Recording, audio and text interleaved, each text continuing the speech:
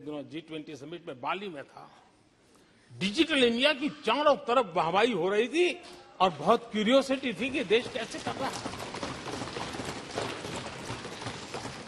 Corona काल में दुनिया के बड़े बड़े देश, समृद्ध देश अपने नागरिकों को आर्थिक मदद पहुंचाना चाहते थे, नोटें छापते थे, बांटते थे, लेकिन बांट नहीं पाते थे।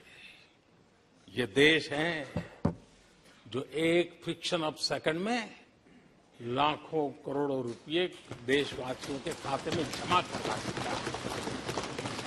हजारों करोड़ रुपए ट्रांसफर हो जाते हैं। एक समय था छोटी छोटी टेक्नोलॉजी के लिए देश तरसता था। आज देश में बहुत बड़ा फर्क महसूस हो रहा है। टेक्नोलॉजी के क्षेत्र में देश बड़ी ताकत के साथ आगे बढ़ रहा है।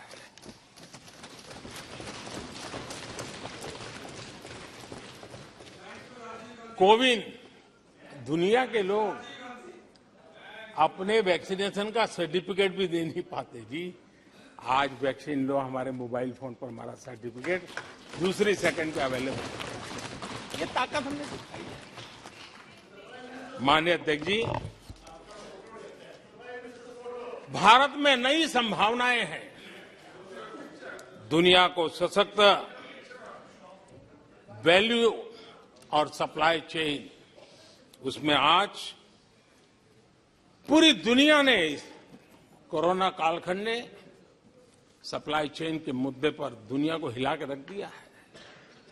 आज भारत उस कमी को पूरने की ताकत के साथ आगे बढ़ रहा है।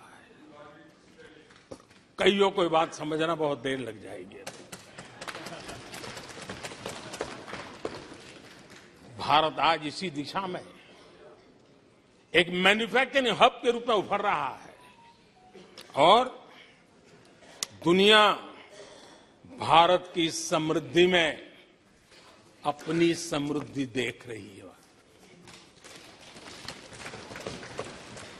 माननीय अध्यक्ष जी, निराशा में डूबे हुए कुछ लोग इस देश की प्रगति को स्वीकार ही नहीं कर पा रहे हैं। उन्हें भारत के लोगों की उपलब्धियां नहीं दिखती है। अरे 140 करोड़ देशवासियों के पुरुषार्थ और प्रयास का परिणाम है, जिसके कारण आज दुनिया में डंका बजना शुरू हुआ है। उन्हें भारत के लोगों के पुरुषार्थ और परिश्रम से प्राप्त उपलब्धियां उनको नजर नहीं आ रही हैं। माननीय अध्यक्ष जी, पिछले 9 वर्ष में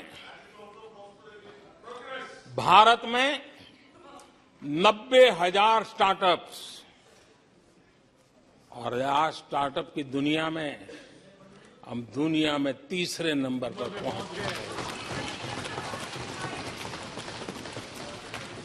एक बहुत बड़ा स्टार्टअप इकोसिस्टम आज देश के टायर 2, टायर 3 सिटीज में भी पहुंच चुका है।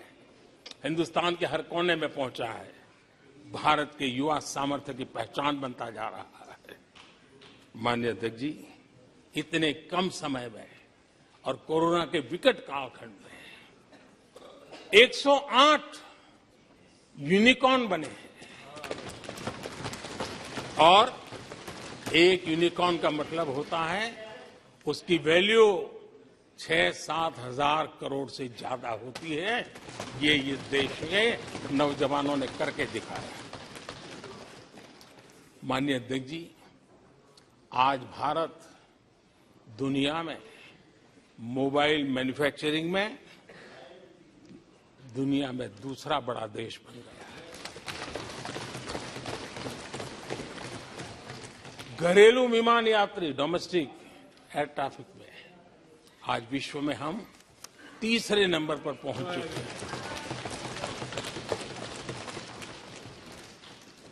एनर्जी कंजम्पशन प्रगति के एक मानदंड माना जाता है।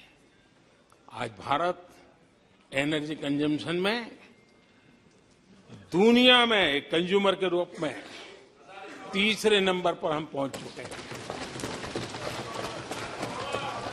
रिन्यूएबल एनर्जी की कैपेसिटी में हम दुनिया में चौथे नंबर पर पहुंच चुके हैं। स्पोर्ट्स कभी हमारी कोई पूछ नहीं होती थी, कोई पूछता नहीं था। आज स्पोर्ट्स की दुनिया में हर स्तर पर भारत के खिलाड़ी अपना रुतबा दिखा रहे हैं, अपना सामर्थ्य दिखा रहे हैं। एजुकेशन समेत हर क्षेत्र में आज भारत आगे बढ़ रहा है। पहली बार, माननीय अध्यक्ष जी, गर्व होगा, पहली बार हायर एजुकेशन में एनरोलमेंट वालों की संख्या 4 करोड़ से ज्यादा हो गई। इतना ही नहीं, बेटियों की भी भागीदारी बराबर होती जा रही है।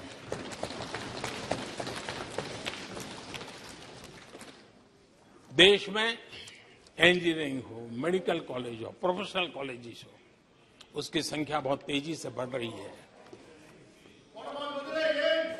स्पोर्ट्स के अंदर भारत का परचम ओलंपिक हो, कॉमनवेल्थ हो, हर जगह पे हमारे बेटे, हमारी बेटियों ने शानदार प्रदर्शन किया है।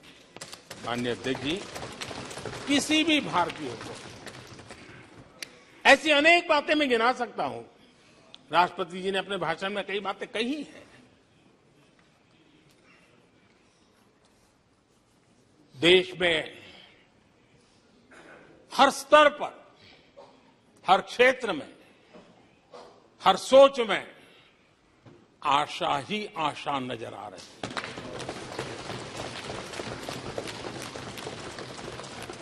है। एक विश्वास से भरा हुआ देश है, सपने और संकल्प लेकर के चलने वाला देश है। लेकिन यहां कुछ लोग ऐसे निराशा में डूबे हैं, ऐसे निराशा में डूबे हैं।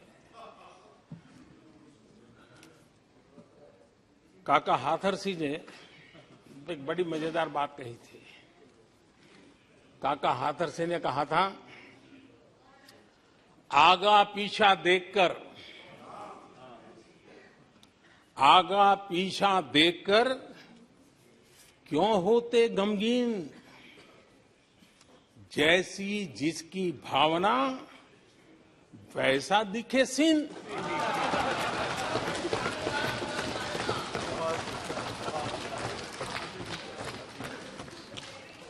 आदरणीय अध्यक्ष जी, आखिर ये निराशा भी ऐसे नहीं आई है।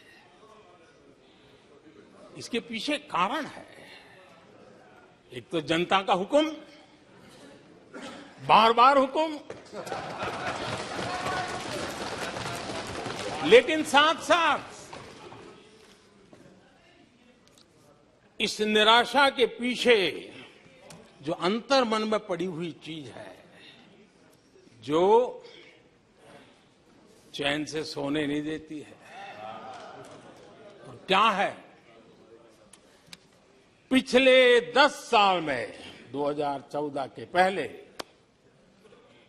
2004 से 14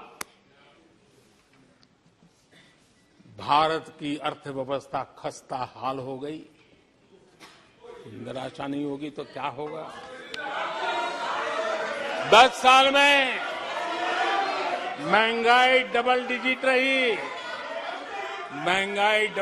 रही, और इसलिए कुछ अगर अच्छा होता है तो निराशा और उभर करके आती है। और जिन्होंने बेरोजगारी दूर करने के वादे किए थे,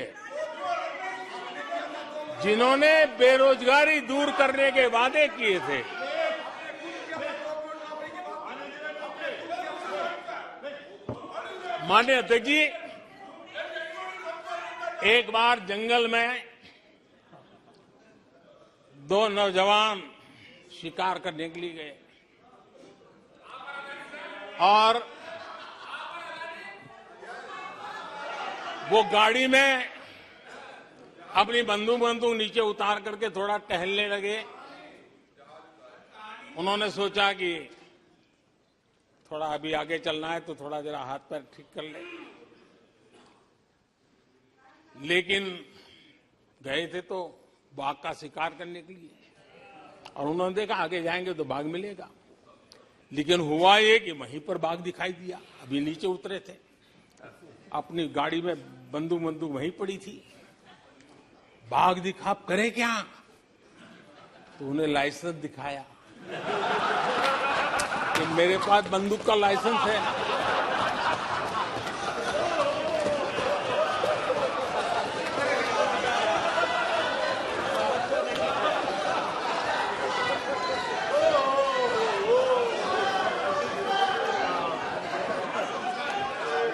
इन्होंने भी बेरोजगारी दूर करने के नाम पर एक कानून दिखाया, तो कानून बना दिया है।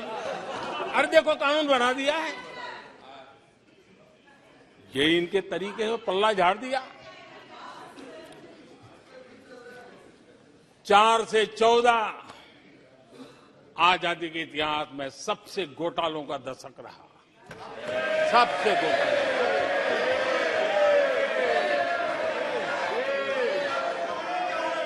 वही 10 साल, यूपीए के वो 10 साल, कश्मीर से कन्याकुमारी, कश्मीर से कन्याकुमारी, भारत के हर कोने में आतंकवादी हमलों का सिलसिला चलता रहा। 10 साल हर नागरिक असुरक्षित था। चारों तरफ यही सूचना रहती थी कि कोई अनजानी चीज को हाथ मत लगाना, अनजानी चीज से दूर रहना, वही खबरें रहती थी।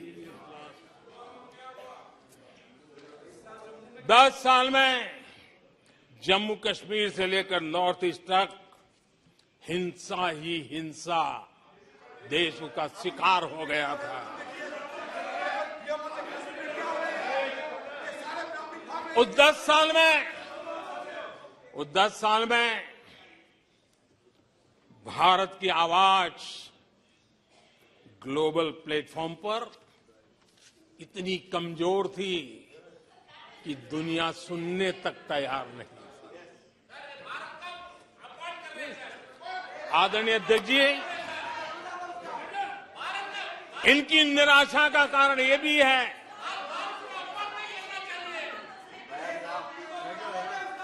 आज जब देश की क्षमता का परिचय हो रहा है, 140 करोड़ देशवासियों का सामर्थ्य खिल रहा है, खुल करके सामने आ रहा है। लेकिन देश का सामर्थ्य तो पहले भी था, लेकिन 4 से लेकर 14 तक इन्होंने वो अवसर गंवा दिया। और यूपीए की पहचान